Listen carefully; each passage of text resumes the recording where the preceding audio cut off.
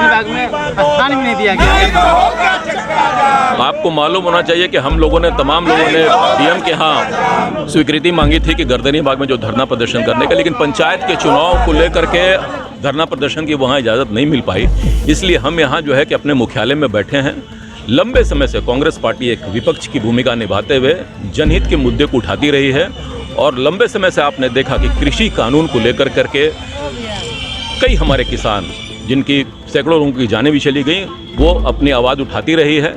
लेकिन ये निरंकुश सरकार जो है भारतीय जनता पार्टी की, न सिर्फ किसानों के मुद्दे को लेकर के बल्कि डीजल कानूनों को वापस लेना होगा, लेना होगा, लेना होगा, कृषि कानूनों को वापस लेना होगा, लेना होगा, लेना होगा। मोदी हाय हाय विभाग में स्थान भी नहीं दिया गया। आपको मालूम होना चाहिए कि हम लोगों ने तमाम लोगों ने डीएम के यहाँ स्वीकृति मांगी थी कि गर्दनी बाग में जो धरना प्रदर्शन करने का, लेकिन पंचायत के चुनाव को लेकर के धरना प्रदर्शन की वहाँ इजाज़त नहीं मिल पाई। इसलिए हम यहाँ जो है कि अपने मुख्यालय में बैठे हैं। लंबे समय से कांग्रेस पार्टी एक विपक्ष की भूमिका निभाते हुए जनहित के मुद्दे को उठाती रही है और लंबे समय से आपने देखा कि कृषि कानून को लेकर करके कई हमारे किसान जिनकी सैकड़ों लोगों की जानें भी चली गई, वो अपनी आवाज़ उठाती रही है।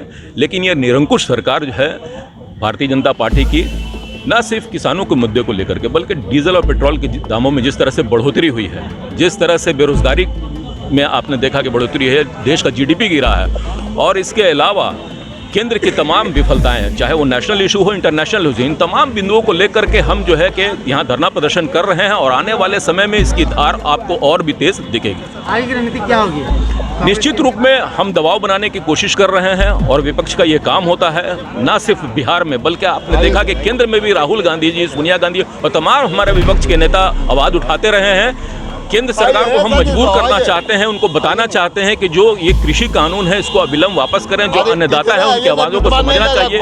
जिस तरह से उन्होंने अपने प्राणों की आहुति दी है उसको उनको समझना चाहिए। और ये सरकार बिल्कुल निरंकुश असंवेदनशील होकर करके चल रही है। इसलिए हम पुरजोर ढंग से के उनके तमाम बिंदुओं को, किसानों के और देश के जो हमारी जनता है उनकी आवाज़ को हम उठा कर करके ये मांग करते हैं कि अविलंब जो है इन तमाम कानून को वापस करें। वो भी आपके कांग्रेस शामिल हो रहे हैं, क्या भाषण देने के शामिल हो रहे हैं, क्या कुछ यहाँ पर कर दिखाने के लिए शामिल हो रहे हैं? कांग्रेस पार्टी की आइडियोलॉजी से जो भी हमारा साथी कांग्रेस की नीतियों को मान करके शामिल होगा, उन तमाम लोगों का हम स्वागत करते हैं। और कांग्रेस पार्टी, आप जानते हैं कि जो उसकी नीति है, जो उसकी आइडियोलॉजी है, वो गांधी जी, पंडित जी की नीति है, उसको तमाम लोग स्वीकार करते हुए अगर हमारे पार्टी में आते हैं तो ऐसे तमाम लोगों का स्वागत है। उससे पार्टी कहीं ना कहीं हमारी ज़रूर मजबूत होती है। कन्हैया कुमार के आने से यहाँ पर अब ये होगा, कांग्रेस क्या मजबूत होगी? नहीं, हर एक छोटे से कार्यकर्ता की भी अपनी भूमिका होती है, उसके आने से भी मजबूती मिलती है। और निश्चित रूप में कन्हैया कुमार तो एक अच्छे वक्ता हैं, उनके आने से निश्चित रूप में हमें बल मिलेगा।